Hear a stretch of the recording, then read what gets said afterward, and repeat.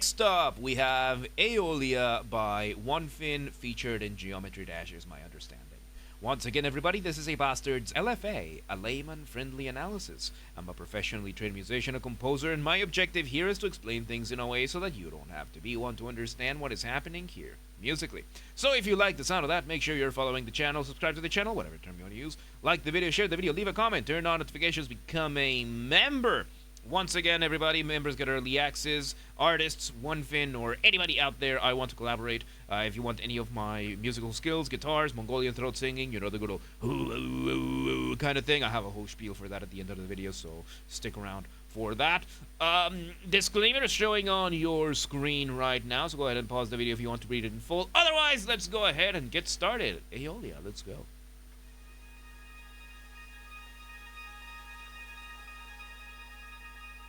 Okay. Okay, so we start with some ambient music. We're holding some chords out there, partially arpeggiating, it seems. Arpeggiating, of course, arpeggio, is when you play a chord one note at a time. An example, of course, of here, we have C major, and then arpeggiated. So we're having something like that. We bring in one chord, we play the block, and then we play the arpeggio downwards over here. Let's see where it goes. Very beautiful. It almost sounds strummed, but yeah. Very nice and slow. Chord going upwards. I don't know why, but that synth gives me a very Final Fantasy feel. I don't know why. And of course, these arpeggios going up and down could be our initial motif. Motif being the smallest version of your musical idea, the seed, the essence from which everything else comes from. However, considering this is a slower paced piece, it is perfectly possible that this is just still part of the introduction and that we are just introducing the accompaniment. Accompaniment being your backing band, the people in the background. That kind of thing, establishing the initial vibe and everything. Let's see where it goes. Very nice.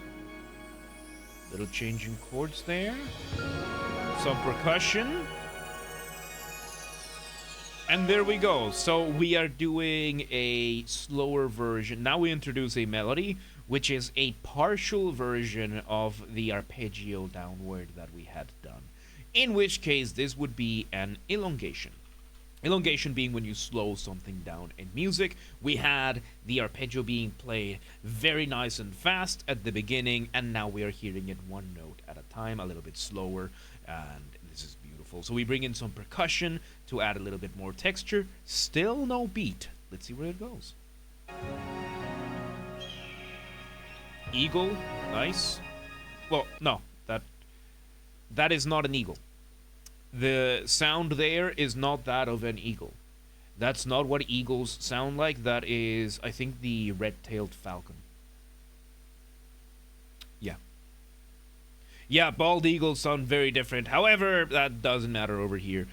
Point here being that we use a sample of an eagle as extra texture, and we're slowly introducing more and more instruments. Let's see where it goes. Alright, there we go. We bring in a synth, kind of giving us our proper motif, which is a variation of the arpeggios being played before. There we go. We bring in the drums. Arpeggios back and forth.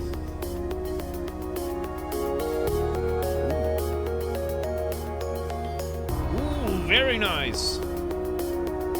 So we turn our melody right now into being a variation of the arpeggios that we were doing before. A very nice way of developing the material. We just take the first couple of notes of the arpeggio. So let's say we had the arpeggio being, the first one was, I think, going upwards.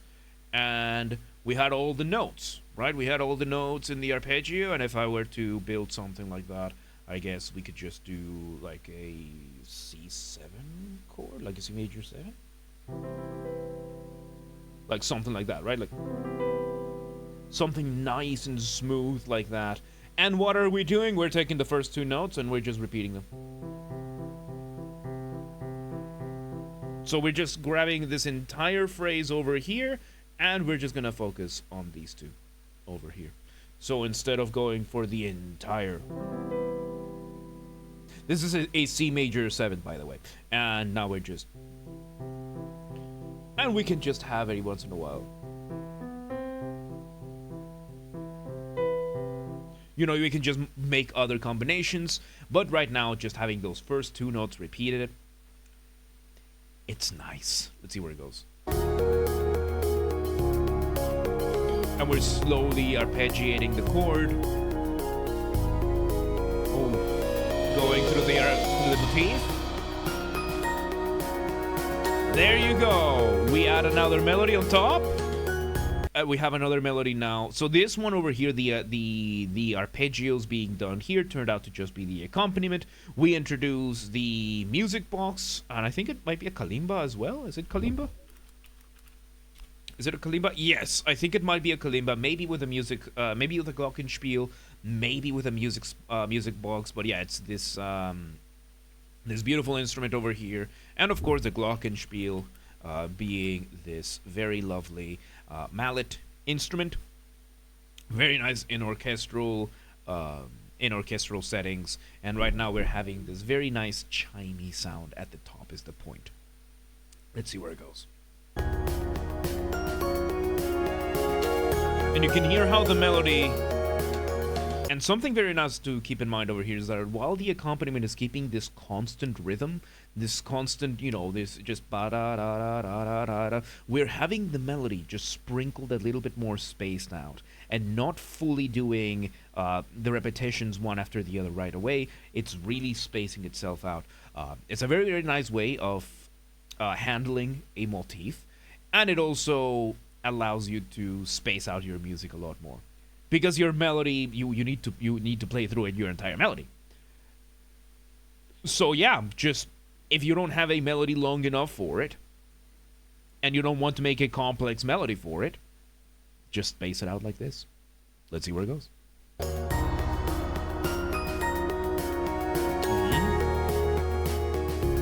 The accompaniment is growing louder. We have another synth playing the block chords that the arpeggios are being put here.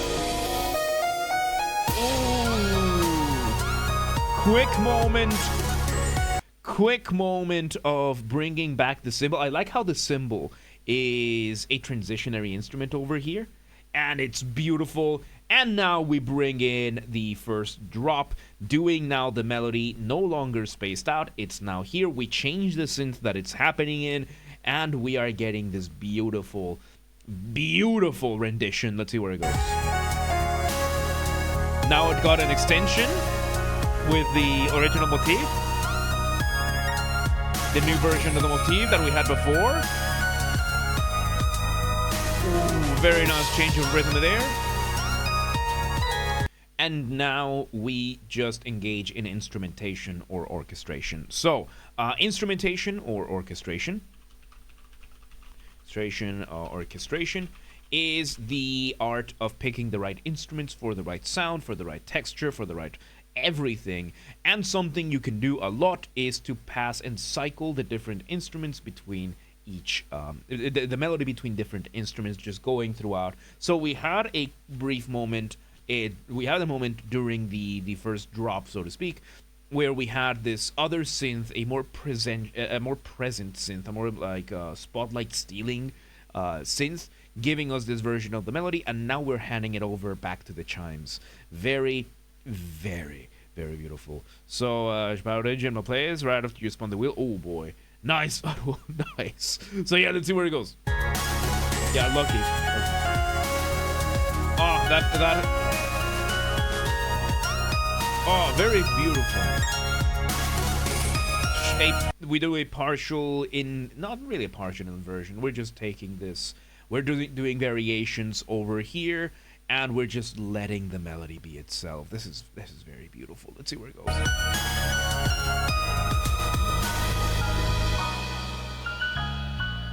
And there we go. We bring in the bass piano and the chimes, doing one last run of this one, and off the ramp we go. Off the ramp, of course, being a colloquial term that I use. Colloquial, by that I mean there's no official academic definition for this, or at least I'm not using it for the sake of simplicity. And off the ramp is what I call a transition. It can be as short as a couple of bars, a couple of beats. It can be as long as an entire section, and the point of it is to make your listener feel suspended up in the air at the mercy of inertia, waiting to see where you land. Wrong motion. Wait to see where you land. How do you do that? Remove the drums. Maybe the bass as well. So, yeah, we're having that right now. Let's see where it goes. So now we bring a piano rendition of this. Which, again, instrumentation, orchestration. One key thing about piano is, for one, the full name of the piano, by the way, is the pianoforte. That's the full name of the instrument. Piano, of course, means quiet. And forte means loud. Which, by the way, for those of you who have been playing the new Silent Hill, the way this F is made is the symbol for forte. So yeah, it's Silent Hill loud. Yeah. Anyway, so the pianoforte, the quiet loud instrument, the quiet loud keyboard, because before the piano we had instruments like the harpsichord. The harpsichord, of course, you will see that it looks very familiar. It looks very, very similar to a pianoforte. However, this instrument and the ones before it had a binary system. The binary system meaning you press down the key, and I think I actually even have a harpsichord sample over here. Let me see. Not brass. Keyboard instruments, harpsichord. Here we go. So if I bring the harpsichord over here, can I replace the piano? Yes, I do. So here's what a harpsichord sounds like, right? And the downside of the harpsichord is that it doesn't matter how hard or how soft I press the keys. Like right now, I'm pressing the keys very softly. And I'm still getting the same volume. I'm mashing the keys, and it still sounds the same. That was one of the downsides of instruments like the harpsichord. Then came the piano. And the piano, you can really change, you can really go very quietly. I love the harpsichord. Harpsichord is insanely good. I love the harpsichord, especially because it sounds so classy, right? And you know, these instruments were works of art back in the day. And yeah, the harpsichord sounds incredible, but one of the downsides of this instrument was that it had no dynamics. Dynamics is just how quiet, how loud, right? So you had that finer system. You press the key, it plucks the key, the string, you release the key, and it lets go, and the sound stops going. Now we have the piano, and we have that. However, another psychological thing that we have now with the piano on top of that is an individual. Whenever you have piano, it very much can often symbolize the individual with all the complexities and everything. So some of the books just being turned on, right? So yeah, the harpsichord is insane, and that's what you can see in many keyboard pieces from people before the piano, because the piano became a thing during Mozart's late life. So this is like mid 18th century. So most of the piano pieces before that were written for other keyboard instruments, like the clavier, the harpsichord, and all of these other ones. So you will often see pieces from before the piano time that don't have whether or not you play quietly or you play loudly. Is harpsichord with dynamics possible? In post-production, in volume, it's not possible to play the harpsichord with dynamics. That's the downside of it. You can turn up the volume and turn down the volume of the microphone that captures it, or you can turn it up in post-production, but you can't do what the piano does, because the difference between dynamics, there's dynamics, which is nowadays called velocity, which is how loud or how quiet you play something, and then there's volume. Volume being, of course, how loud or how quiet you set the number in post-production. So it's very different for me to play a piano very quietly. You can hear that's very gentle, as opposed, and then me turning up the volume of that, as opposed to just me playing it loud and then turning down the volume. It's a very, very different thing, and yeah. Is it possible to manufacture one? Yeah, it's called the pianoforte. Yeah, with the plucking system that the harpsichord has, it's not possible. The harpsichord simply does not have, because basically the mechanism of a piano is hammers that press down, that push down on the string, and there's of course a bunch of other stuff. And the harpsichord is basically a pick that just plucks the string, and that's it. Like it plucks the string, and that's it. I think it's like a hook system that it just pulls the system. Let me see, harpsichord mechanism. Let me see the mechanism. So over here, as suspected. So we have the resting position, and here you can see there's the needle. And when you press the key, here's the string. It plucks the string, and then on the way back down, it just has the damper or the mute, and that's it. Whereas the piano mechanism, you will see, is considerably more complicated.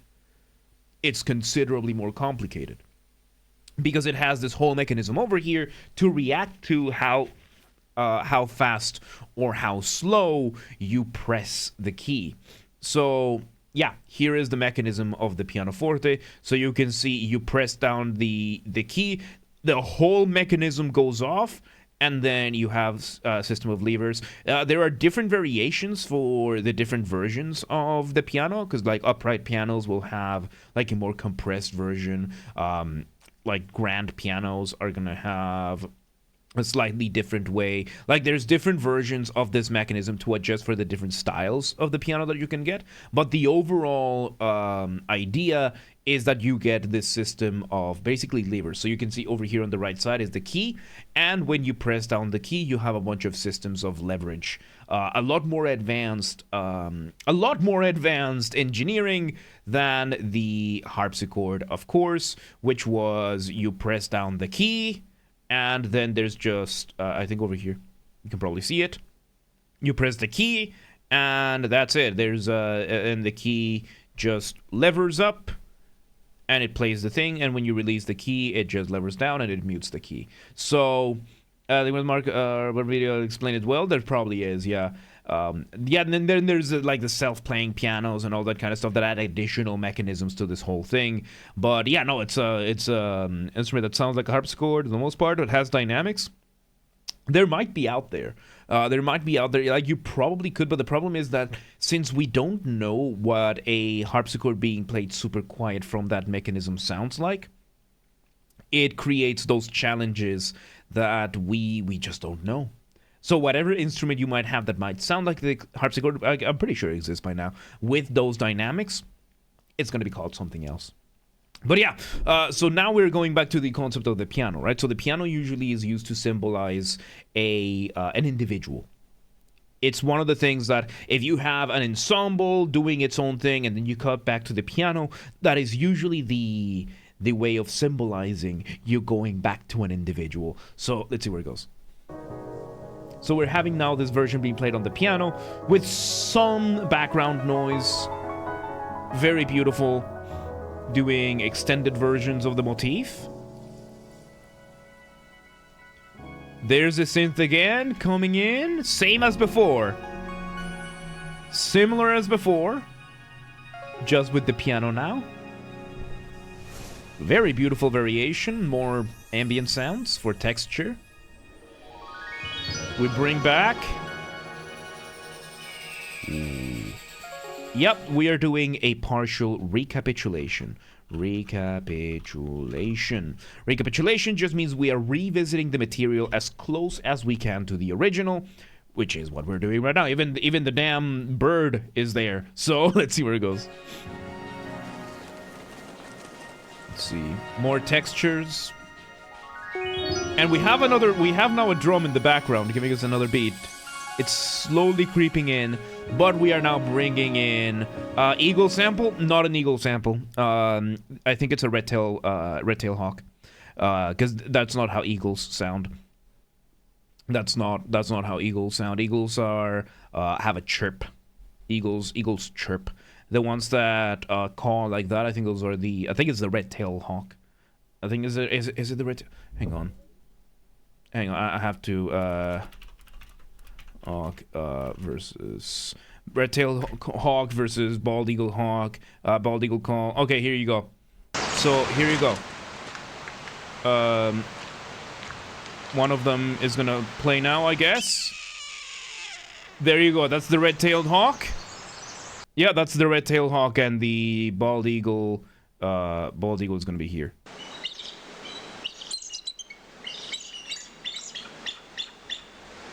Yeah, that's what the bald eagle sounds like. So yes, it's a red-tailed hawk. What we're getting, it's not a sample of an eagle, it's a sample of a red-tailed hawk. So yeah, hawks are awesome. Hawks are insane, but yeah, you've been lied to this whole time.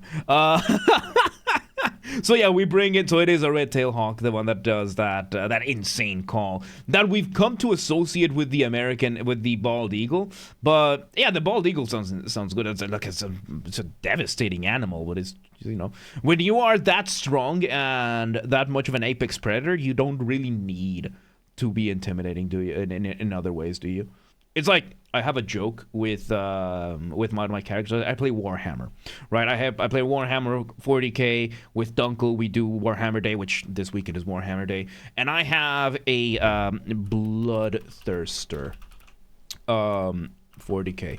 There's the Bloodthirster, right? It's like this super intimidating, like, badass demon. Like, it's one of the best, and mine is like an exalted one, so it's even more powerful and everything. And you know, it's like demon names and everything, and mine is called Jonathan. And it's one of those things that the idea of a demon, you know, and these other demons, they're gonna have like Belacor, Skarbrand, all of these names, and then there's Jonathan. How badass, how powerful does Jonathan have to be that he gives himself that name and no one questions it? That's kind of the point, right? So, yeah, Freedom Bird, it sounds very cute, but that thing's gonna mess you up. So, yeah. Anyway, let's continue. We're doing a recapitulation over here. There's the symbol again. We're bringing this again with the new drum beat. Ooh. So this is a full recapitulation. We just have the new drum beat. And the difference is just in the hi-hat. We're just doing a slightly different rhythm on the hi-hat. Let's see. Yeah, hawks and eagles are cool, yeah. Ooh. I think hawks are the ones that can reach really, really fast speeds.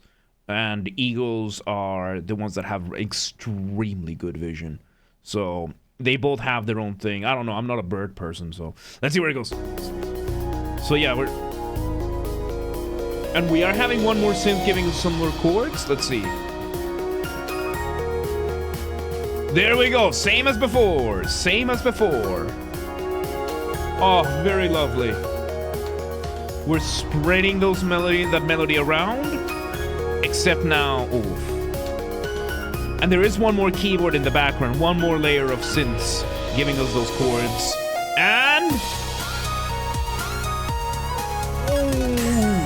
we are doing the same thing, just with a slightly different drum beat.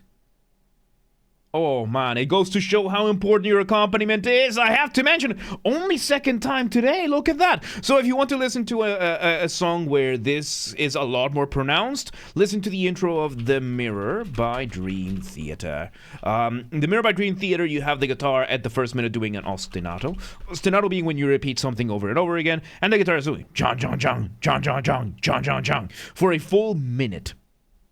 And the keyboard, the drums, the bass, they change around it to the point that you can barely tell that the guitar is still doing the same thing at some points. And to a less obnoxious, so to speak, a less extreme degree, we are seeing this right now. We did a slight change in the drums over here, and it's just... Let's see where it goes. Wearing a little bit more bass drum. Still that synth. Ooh. A little bit of rhythmic displacement over there. Rhythmic displacement. Displacement being when you, well, displace the rhythm of something. Rhythm being time, when things happen, how fast things happen. And in this case, we interrupt the melody to add a little bit of like a chimey synth at the top before the melody can continue. This is very nice. Let's see where it goes. Now we have the synth and the chimes playing together. Very beautiful. Oh, just let it happen. Still being interrupted in the background by the chip tune. We bring back the piano with the chimes, and this time, instead of going on that piano solo, we bring in the chip tune, this old school retro sounding synth that had been interrupting the melody here and there. It was very hidden throughout the piece, but now it takes center stage. It seizes the stage and the spotlight. I love this. This is like this is a Beethoven level approach to this, right? Like you tease this throughout the piece and then you bring it out. This is a very and very subtly too, because it was barely audible throughout the piece, and now it's taken center stage. Let's see where it goes. So it's playing those block chords. We're doing like a more triumphant version of the motif right at the very end, celebrating that we've reached the end of the track. Let's see where it goes. We slow it down, one more hit. We let the piano do one more rendition, with the synths in the background doing kind of like a violins. And we still have some of those ambient synths. The piano playing those beautiful chords. We play the melody one more time. I think we played it. No, we play the melody. We let it finish the motif. We let it echo out. And there you go. Man, that was beautiful. That was beautiful. Onefin knows how to make beautiful stuff. This is really, really good. So there you have it. That was Aeolia by Onefin, featured in Geometry Dash, is my understanding. Once again, everybody, this has been a Basterd's LFA, a layman-friendly analysis. I'm a professionally trained musician and composer, and my objective here has been to explain things in a way so that you don't have to be one to understand what's happened here musically. So, if you're watching this in the YouTube video archive thing, thank you for watching. Make sure you're following the channel, subscribe to the channel, whatever term you want to use. Like the video, share the video, leave a comment, turn on notifications, become a member. Once again, everybody, if we somehow hit 10,000 subscribers on YouTube before Christmas of 2025, I will take a single fan fiction of the choice of the community, and I will fully produce, record, and voice act an audiobook for it. We also have a member who offered to do a Discord Nitro giveaway. We are probably going to do other types of giveaways and that kind of stuff. If you want to contribute to the hype, or you had any other ideas, let me know. We'll make as much of it work as possible. This has to be achieved through legitimate and honest means only. No account duping, no botting, no buying followers, no alt accounts, no rat behaviors like that.